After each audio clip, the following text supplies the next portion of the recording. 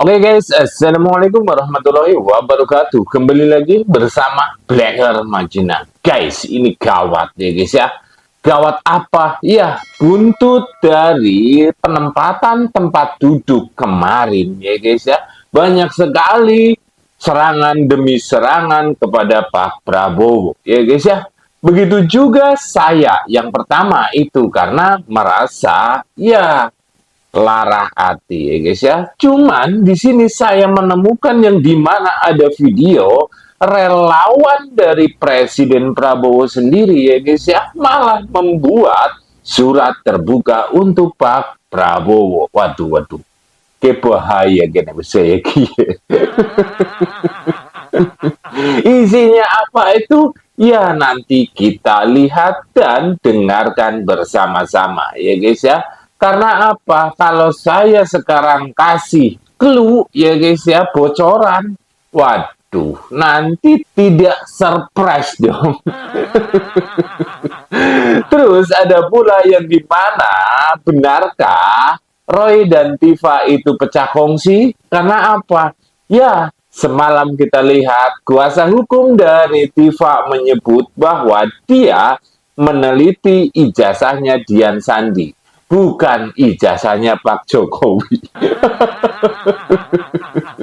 Apa gara-gara 12 tahun penjara ya guys ya, mereka jadi seperti ini? I don't know. You Indro, nyong ya orang ngerti guys. Tapi ini nyata dan fakta ya guys ya. Jadi kita sebagai pecinta Pak Jokowi ya guys, tinggal melihat saja sambil tertawa.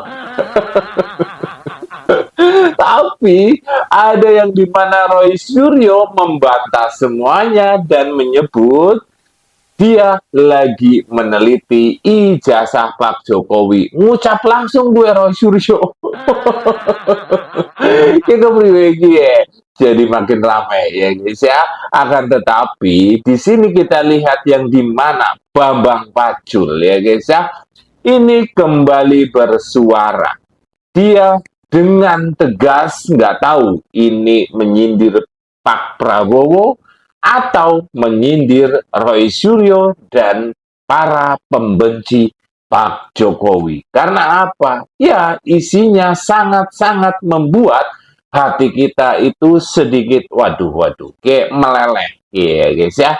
Oke, tanpa panjang lebar, yuk kita simak dulu videonya. Bukan punya Dokter Tifa. Bukan punya Pak Jokowi. Itu punya Dian Sandi. Dia yang mengupload di akun X-nya. Harusnya yang melaporkan siapa? Dian Sandi. Itu dan kalaupun dia. Pak Jokowi punya dalam format analog ya. Yang sekarang ada di Polda. Yang benar, kalau kita mau menerapkan pasal 2 secara ugal-ugalan di sini maksud saya, kita menggunakan undang-undang ITE yang harusnya buat e-commerce tapi buat melakukan pembungkaman dan kriminalisasi, harusnya dokumen itu diupload oleh akun X-nya Pak Jokowi sendiri. Kemudian diambil oleh Dr. Tifa, diubah-ubah lah seperti itu. Masuklah kualifikasi pasal 32 itu. Nah, bagaimana bisa dia melakukan sesuatu pelaporan yang dia aku itu sebagai punya dia sesuai pasal 32 saya bicara ya. Mumet bokri kak. Aku ge mumet deh guys ya. Dia bilang katanya meneliti ijazahnya Dian Sandi. Secara tidak langsung kita, waduh, Gisi kepingi kupingi dewek karo matane dewek kerusak apa kepriwe. Soalnya apa? Berbeda sekali. Dia bilang mengatakan ijazahnya Dian Sandi tapi teriak-teriak ijazah Pak Jokowi palsu. Ya maklum ya guys ya, udah 12 tahun penjara guys. Tapi di sini ada Roy Suryo yang dengan tegas menyatakan dia menyebut bahwa ijazah milik Pak Jokowi palsu. Ingat ya guys ya, milik. Orang percaya ge dalam. Inilah ijazah yang disebut milik Joko Widodo di tahun 85. Maaf. Kelihatan nggak bedanya teman-teman semua? Ini gambar jelas yang masih ada tulisannya. Ini kita cari tulisan ijazah aja nggak ketemu, logo aja nggak ketemu, bahkan mana nggak ketemu. Artinya ini adalah gambar yang sudah hasil rekayasa. Pak intelijen Pak Rajasa sangat paham. Ini adalah ijazah saya secara full. Kalau secara ELA masih, maaf gini kebalik. Jelas sekali, bahkan legislasinya aja masih kelihatan. Ini tulisan ijazah, ini logo, ini foto saya ada di sini. Sekarang ini miliknya Joko Widodo. Mana ada kelihatan? Benar? Kalian sudah melihat dan juga mendengarkan sendiri. Ya pora gue. Ini adalah ijazah milik Pak Jokowi yang dikatakan katanya palsu. Dan mereka menelitinya. Tapi kenapa sekarang sama seperti Roy dan Tifa berbeda pandangan ya guys? Ingat bro, yang namanya kebenaran mau bagaimanapun kalian menyembunyikannya ya guys ya, ataupun menutupinya, akan mencari jalannya sendiri ya guys ya. Jadi jangan salahkan Pak Jokowi kalau kalian akan kena pasal Undang-Undang ITE ya guys.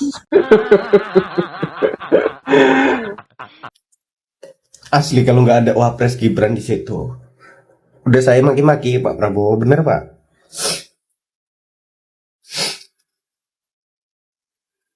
Satu-satunya sekarang ini nih, yang ada di lingkaran kabinet yang beda cuma Mas Gibran. Mas Gibran yang mengerti perasaan rakyat itu Mas Gibran. Tapi Mas Gibran bisa apa? Tugas Mas Gibran itu membantu presiden yang seharusnya punya kewenangan untuk mengingatkan presiden yang salah. Tetapi lingkaran kabinet semuanya beda sama Mas Gibran. Jadi Mas Gibran bisa apa? Sumpah kalau nggak ada Wapres, kalau nggak ada Wapres Gibran di lingkungan itu, saya maki-maki Pak Prabowo, bener.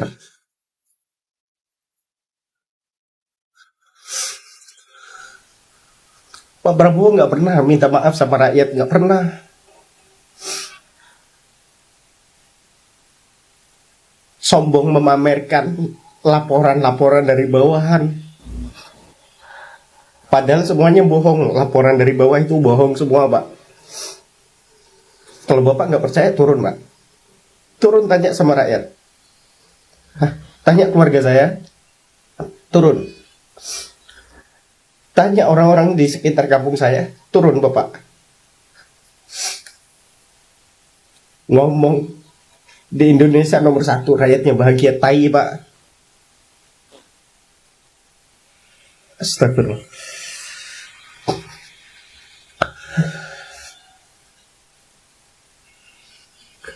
Tanya Mas Gibran Pak. Mas Gibran tuh ngerti, perasaan rakyat tuh ngerti. Dan saya tahu satu-satunya orang yang berbeda dengan kalian semua yang ada di situ, lingkaran di situ, para kabinet, menteri-menteri yang ada di kabinet. Yang beda cuma Mas Gibran. Tapi Mas Gibran bisa apa? Mas Gibran yang paling beda. Oke, surat terbuka untuk Presiden RI Bapak Prabowo Subianto. Jadi wanita ini mantan relawan Presiden Prabowo, guys. Kita simak, jangan sampai di skip. Putar.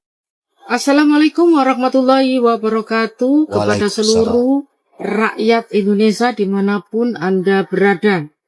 Surat terbuka saya buat, saya tujukan kepada Presiden Republik Indonesia Bapak Prabowo Subianto.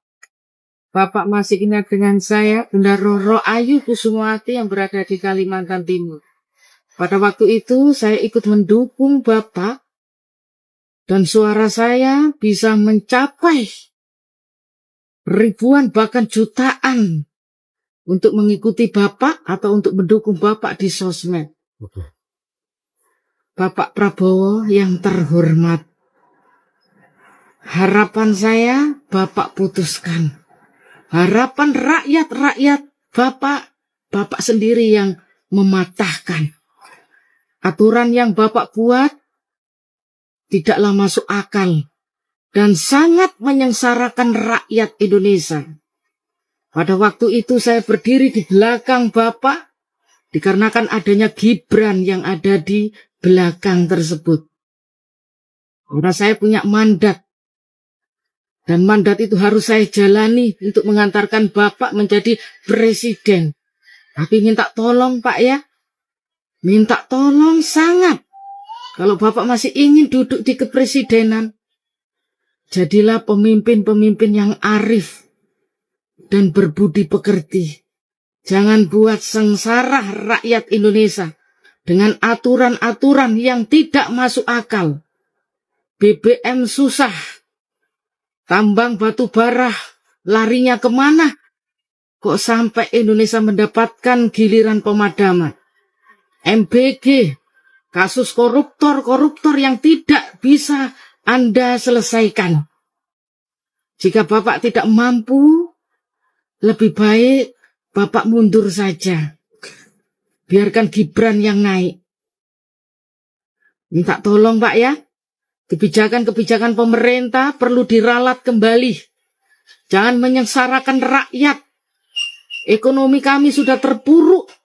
Banyak rakyat jelata yang semakin menderita kemiskinan di mana-mana. Mengakibatkan banyaknya pengangguran.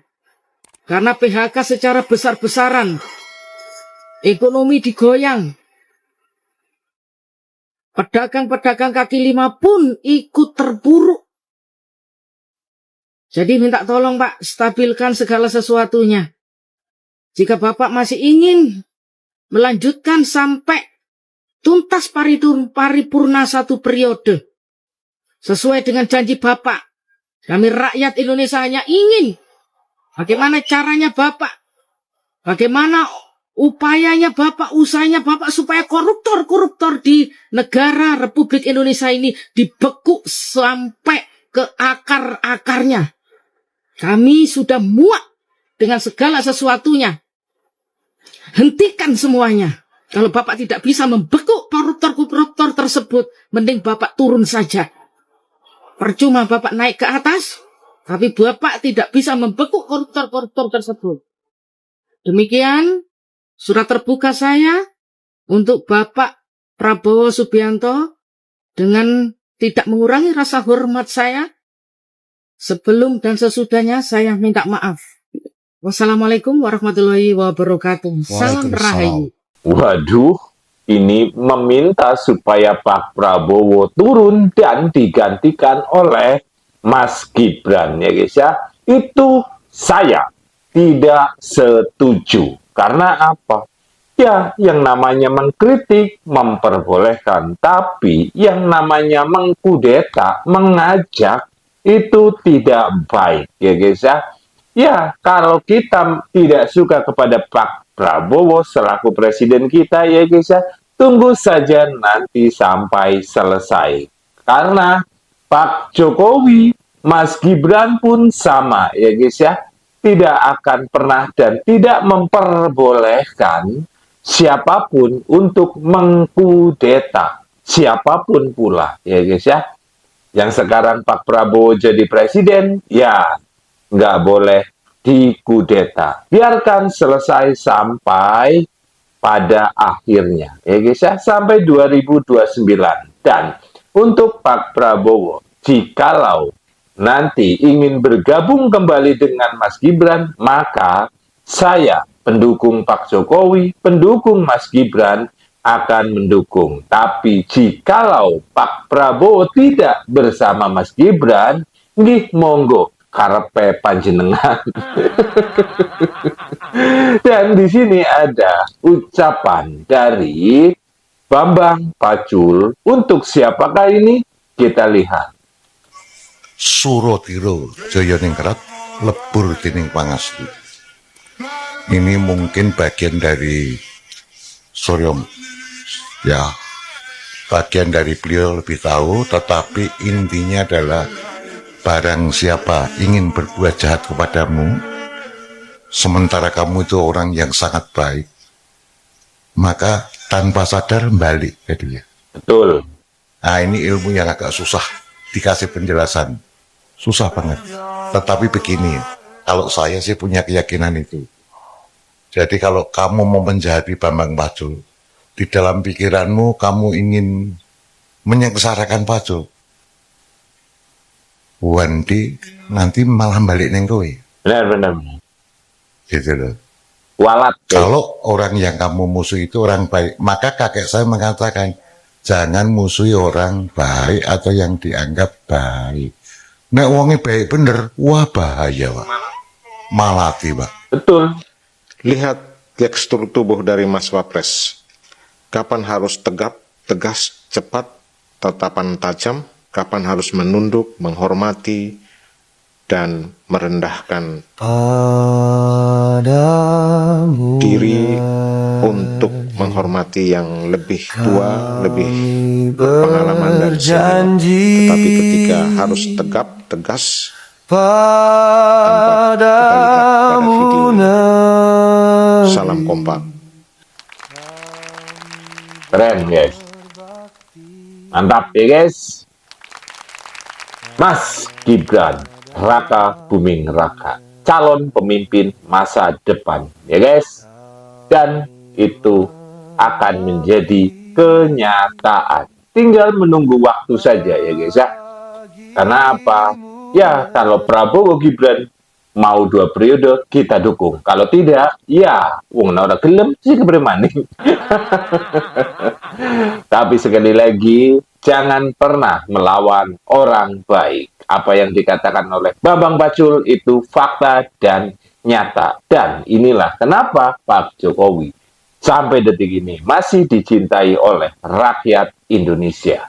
Kenapa Pak Jokowi itu disukai dan dicintai oleh orang? Pak Jokowi itu membangun jalan tol dari Bakahuni sampai perbatasan Sumatera Selatan. Yang tadinya orang harus melewati biasa ditempuh sampai 12-18 jam, itu menjadi 3 jam. Ini mengubah hidup banyak orang. Ekonomi bergerak di atas jalan tol. Pak Jokowi di Lampung itu membangun waduk Wais Kampung. Mengaliri 55.000 hektar sawah yang tadinya hanya bergantung pada hujan. Pertanian jadi meningkat, jadi hidup.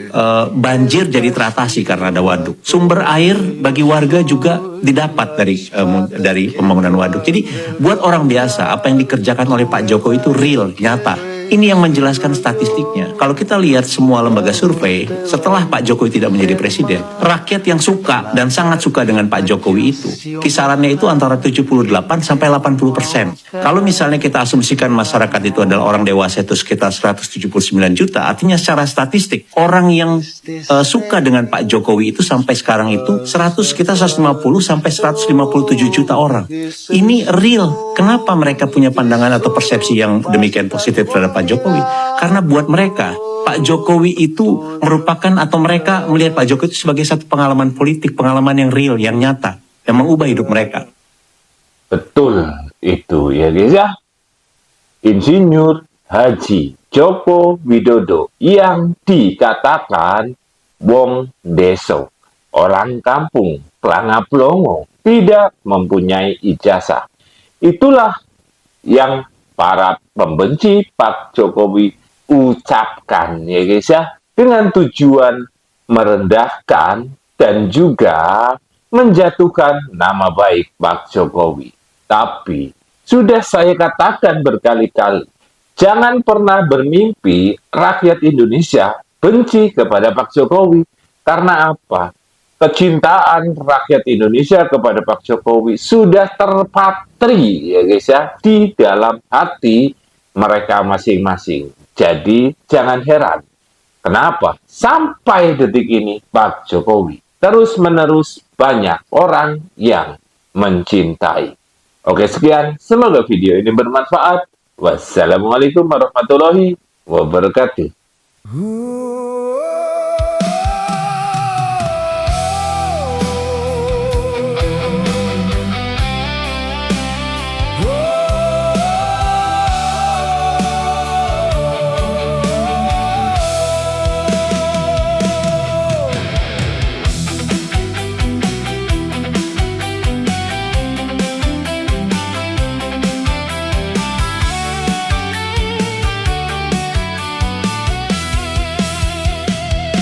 siro sekti ojo mateni, lamun siro banter ojo ndisiki, lamun siro pinter ojo minteri, urip iki kudu nganggo ati. Kalau dirimu kuat, jangan menyakiti. Kalau dirimu cepat, jangan mendahului. Kalau dirimu pintar, jangan merasa tinggi. Karena hidup indah bila rendah hati. Jalan panjang masih menanti, jangan mudah terpancing emosi. Tetap percaya pada nurani dan terus melangkah sepenuh hati. Blacker Majenang terus bersuara, menyampaikan yang diyakini nyata. YouTuber Nusantara bersama menjaga semangat untuk Indonesia. Hidup harapan, hidup persatuan, untuk negeri yang penuh impian. Terus berjalan, terus bertahan, menatap masa depan kemenangan. Semoga Jokowi selalu dilindungi oleh Tuhan yang Maha Kuasa. Selama niat baik terus dijalani, kebenaran akan temukan jalannya.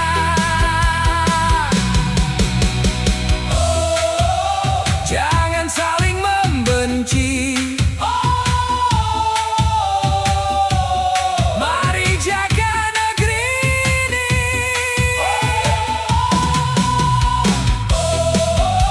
Dengan hati yang bersih, Indonesia terus berdiri. Yang berbeda tetap saudara, tak semua harus sama suara. Mari bicara dengan bijaksana agar damai tetap terjaga. Jangan lelah terus berkarya, jangan takut untuk percaya. Selama masih ada cahaya, harapan akan tetap menyala. Hidup harapan, hidup persatuan, untuk negeri yang penuh impian. Terus berjalan, terus bertahan, menatap masa depan kemenangan. Semoga Jokowi selalu dilindungi oleh Tuhan yang Maha Kuasa. Selama niat baik terus dijalani, kebenaran akan temukan jalannya.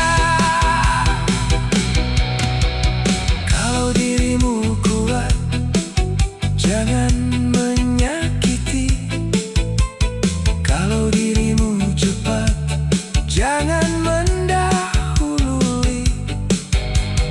Kalau dirimu pintar,